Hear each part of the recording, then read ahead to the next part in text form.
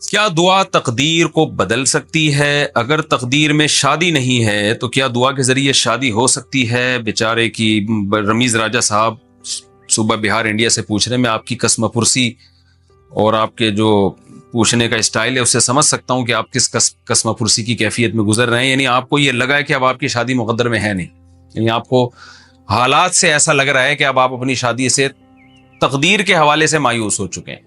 لیکن آپ کو ایک امید کی کرن نظر آ رہی ہے کہ شاید دعا تقدیر کو بدل دیتی ہے. تو شاید تقدیر میں تو یہی بظاہر لگ رہا ہے کہ شادی نہیں لکھی ہوئی میری، لیکن شاید دعا سے بدل جائے. تو اس لیے آپ نے پوچھا ہے کہ کیا تقدیر سے دعا، یعنی دعا جو ہے وہ تقدیر کو بدل دیتی ہے، یعنی دعا سے تقدیر بدل سکتی ہے کہ نہیں. تو جناب رمیز راجہ صاحب، میں آپ سے یہ عرض کروں گا، آپ نے یہ فرض کیوں کر لیا کہ آپ کی تقدیر میں شادی نہیں ہے؟ 20 جگہ سے آپ ریجیکٹ ہو گئے تو کہیں نہ کہیں انشاءاللہ ہاں ہو جائے گی. آپ یہ فرض کیوں کر رہے ہیں؟ دیکھیں، اصولی طور پر تو مسئلہ یہ ہے کہ تقدیر کی 2 قسمیں ہیں.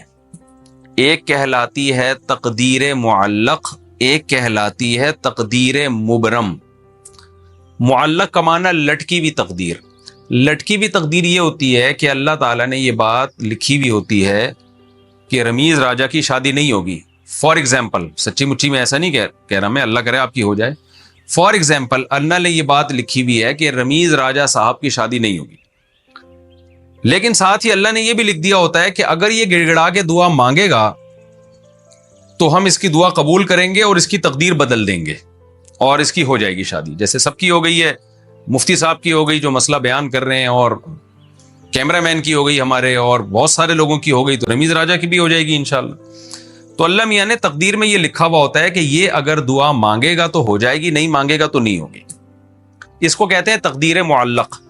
اور ایک ہوتی ہے مبرم، جو پکی تقدیر ہے، جو اصل تقدیر ہے، جس کو حقیقی معنی میں تقدیر کہا جاتا ہے، جو اللہ کے علم کا نام ہے.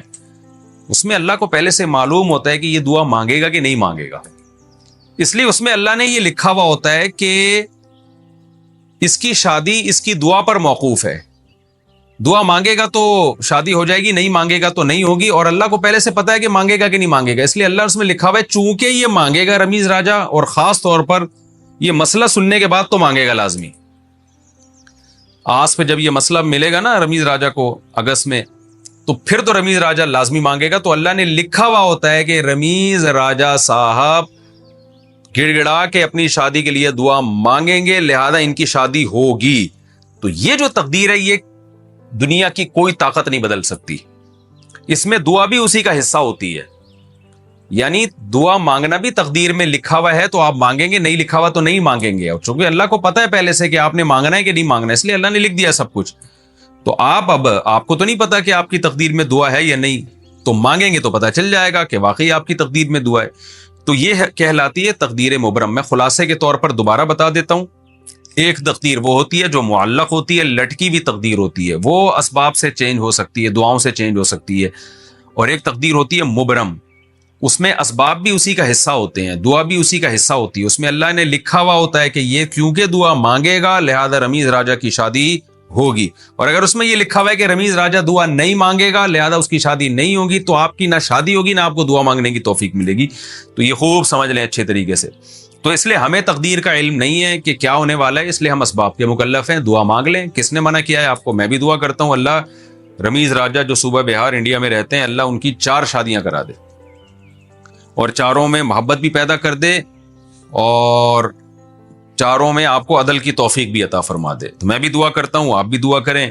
یہ دعا انشاءاللہ اس کی علامت ہوگی کہ امید ہے. یقینی طور پہ تو دیکھو کوئی بھی کچھ نہیں کہہ سکتا، وہ تو اللہ کو پتا ہے کہ آپ کی شادی ہونی ہے کہ نہیں ہونی، لیکن امید لگائی جا سکتی ہے. انشاءاللہ ہو جائے گی.